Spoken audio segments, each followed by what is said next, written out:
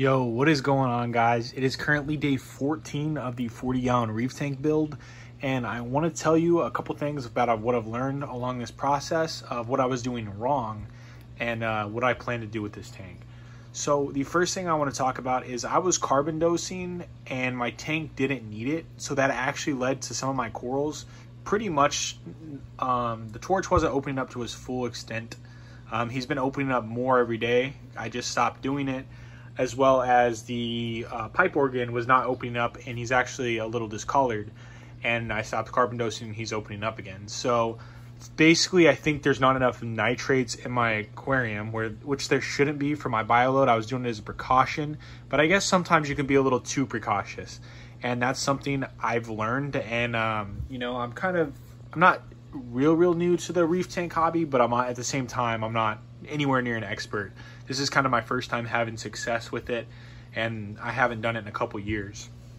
The next thing I want to talk about is I just got a shipment in from Live Aquaria today, the first time I've ever used their website.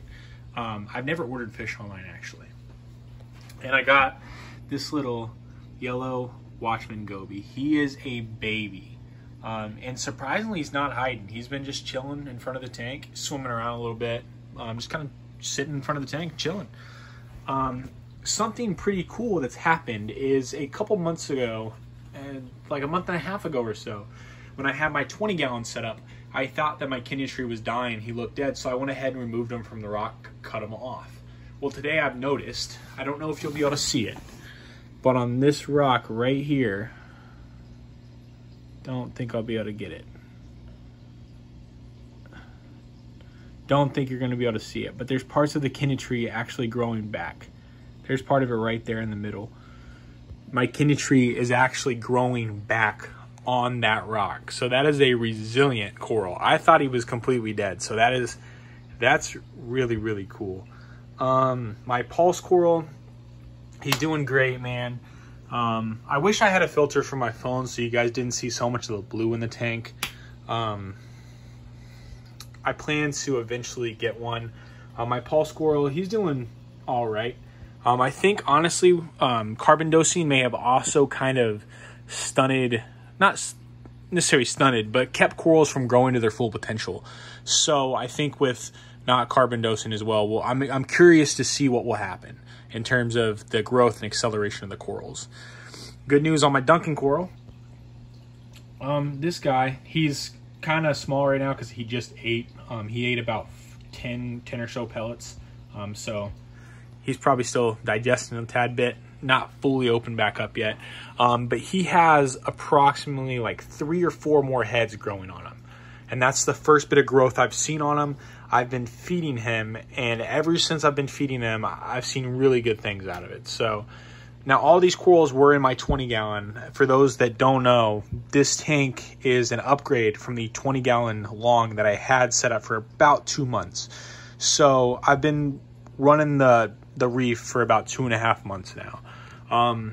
So far, really no problems. I have some diatoms, a little bit on the sand bed, and I honestly think that's from carbon dosing when I didn't need to. So there's not a lot of diatoms, there's just a tad bit. As well as ordering this yellow Watchman from Live Aquaria, I also ordered 5 Nasaria snails. So that should help as well on the sand bed.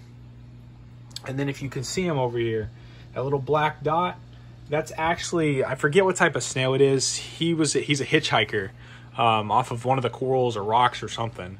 Obviously from my local fish store, but he's actually a good hitchhiker. He's not going to hurt anything. He just cleans the glass like any other snail, eats detritus. I have changed my lighting setting to, if you look up BSR, Bulk Reef, I'm just going to say Bulk Reef Supply because I can never get it right. Bulk Reef Supply, their video on YouTube. I kind of followed their setup for their AI primes, trying to mimic a coral lab. So that's what I've done. And it's worked well for me. The torch, you know, the same thing as well. It could be the carbon dosing that he's not fully open up. And at the same time, when I had him in my 20-gallon, it did take him a couple weeks of being in the same spot to fully open. They are kind of a little touchy coral. So when you move them and stuff, it can take a couple weeks for them to really bounce back.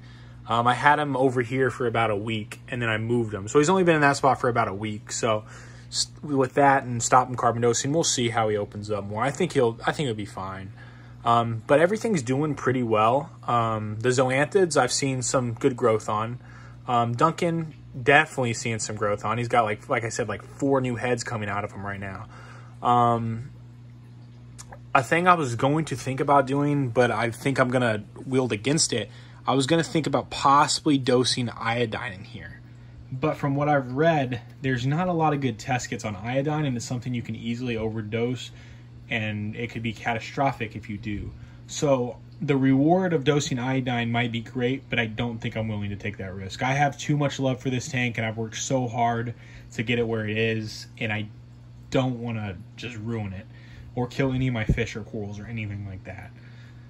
The one coral that really is not doing well right now, he was opening up a couple days ago, and like I said, guys, I think it is the carbon dosing, is this green star polyp, but he has seen some growth. This little front growth right there, covering the plug that's kind of away from everything else, that's new growth. So my corals are growing, like I said. The tank's doing pretty well.